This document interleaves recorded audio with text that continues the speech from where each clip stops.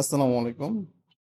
আপনারা অনেকেই এই সোলার চার্জ কন্ট্রোলারটি পছন্দ করেন, তাই আজকে চিন্তা করলাম এটা একটু আপনাদেরকে খুলে দেখাই। এটার কোয়ালিটিটা কেমন আপনাদেরকে খুলে দেখাই।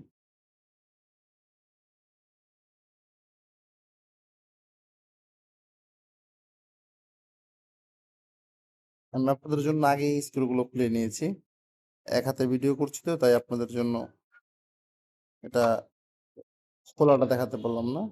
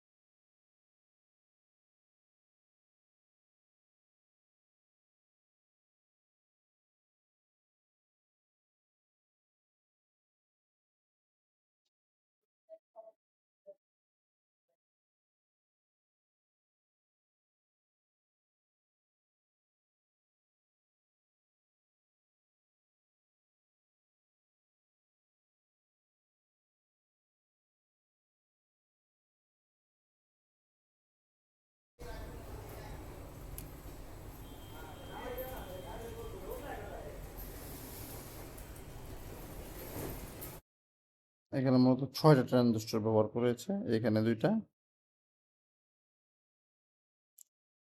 এখানে দুইটা, এখানে টোটাল 30 অ্যাম্পিয়ার কন্ট্রোলারের জন্য 6টি ট্রানজিস্টর ব্যবহার করা হয়েছে। বিলকুল এটা মোটামুটি ভালোই, হিটসিংটাও খুব হেভি।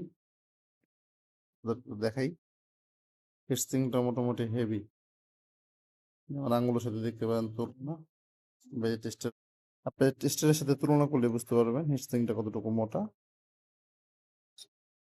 হিটসিংটাও খুবই হেভি, কোয়ালিটি মোটামুটি ভালোই মনে হয়েছে।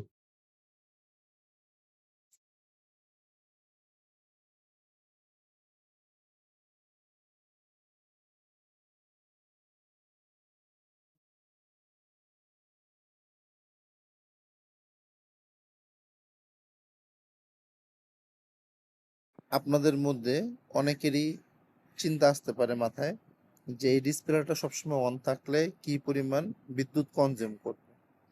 তাই আমি ব্যাটারি দিয়ে কানেক্ট না করে এটা পাওয়ার সাপ্লাইতে দিয়ে আপনাদেরকে দেখাচ্ছি কি পরিমাণ বিদ্যুৎ এটা খরচ করে।